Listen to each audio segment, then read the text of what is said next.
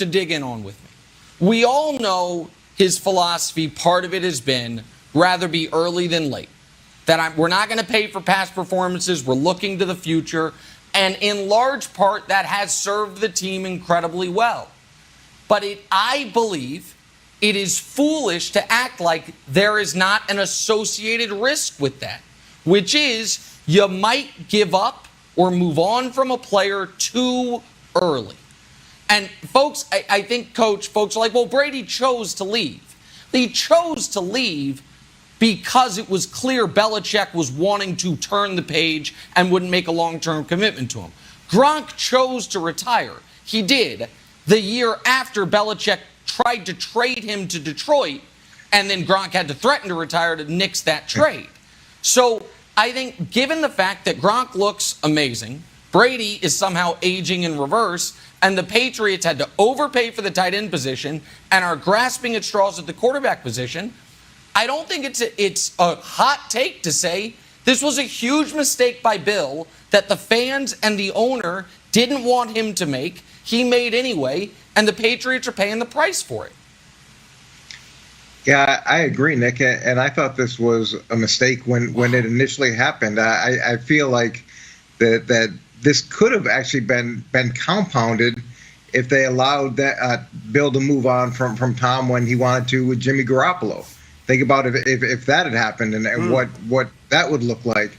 But finally they did allow him to move on from Tom, and it was over really a nominal amount of money. I think he was making $23 million in New England and got 25 from Tampa Bay, and they didn't want to make a multiple year commitment. So that's where it ended, and unfortunately it comes back to a guy who can change in so many ways, but really couldn't change his perception of Tom and couldn't change the way that he was going to operate the system. And I think that Tom wanted to stay. I think Tom wanted some concessions and some recognition and a few things that weren't unreasonable for a guy of his stature, but the system is the system, and it's easy to get caught up with how good a coach you are when you have really great players, and sometimes that can cloud your judgment and you make decisions that unfortunately come back to haunt you.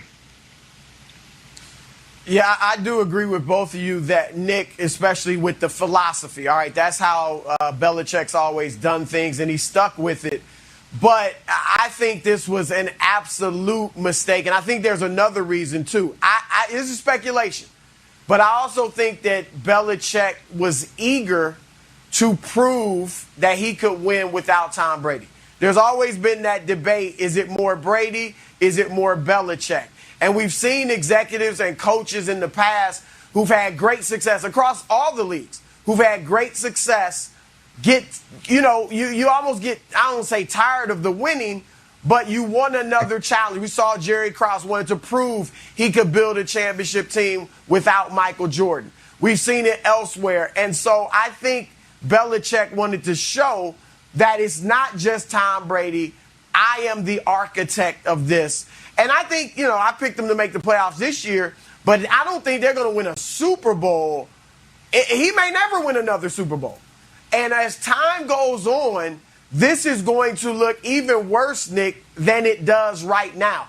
If Tampa Bay wins another Super Bowl, whether it's this year or next year, if Brady has, say, 3 more really good years left in him and Gronk's playing well, and the Patriots are barely making the playoffs or missing the playoffs, then it's going to be a slam dunk in most people's minds that it was Tom Brady. Yeah, Belichick's a good coach, and it shouldn't worsen his legacy because Chuck Noll, Mike Shanahan, Tom Landry, we've seen all-time great coaches end poorly. All right, Bill Parcells, some others.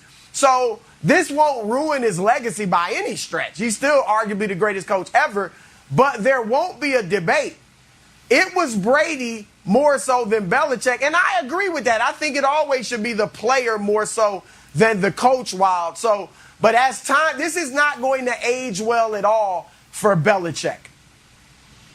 Okay, so Broussard, I'm going to stay with you because what I said yesterday I think was taken as either a hot take or as Coach likes to say, I was trying to dim Tom Brady's light to make Belichick's shine brighter. I don't. I just think that I look at football as having an infinite amount of decisions to make in the course of 20 years. And I think that Belichick was responsible for a far more of decision making than Tom Brady was. And to put it to movies, right? I think as we all he got game. It's Spike Lee and Denzel Washington. And Denzel was great. Do I think Denzel was a great actor? Of course I do. Do I think that he deserves more credit for that movie than Spike Lee? No, because he played a role in the movie. Spike Lee produced it. Spike Lee directed it. Spike Lee cast it. Spike Lee picked the sound.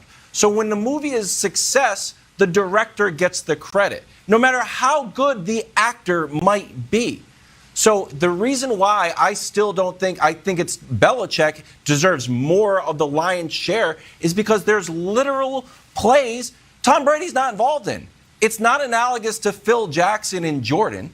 Tom Brady is sitting on the sideline for half of the game while we had the best defense win the Super Bowl. Another time we had the best defense win the Super Bowl. Fourth time we had the best defense. That's Belichick.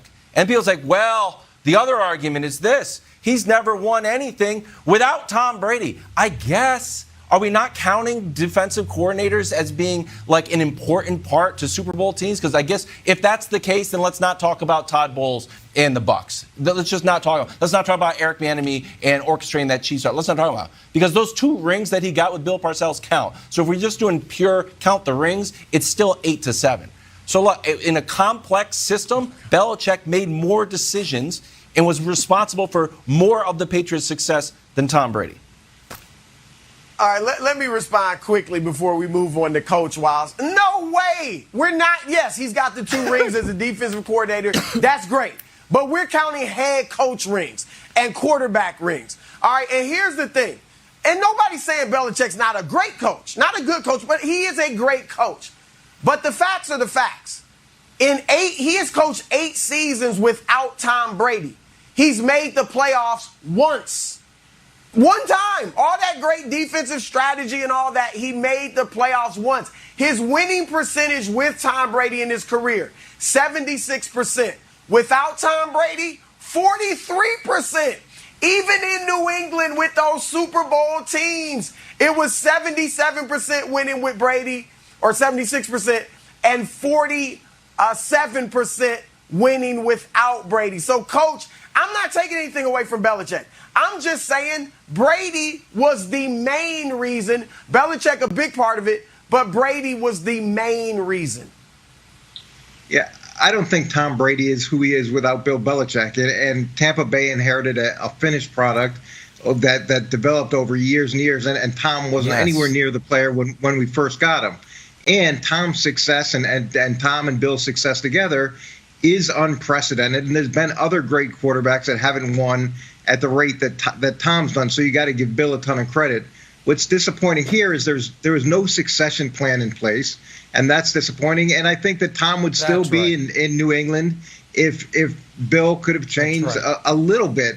And after you get 20 years of a relationship and all the success that Tom had brought, he deserves some ability to adjust the system. Yes. He does. He deserves some right to that, and that wasn't going to be an option in New England, unfortunately.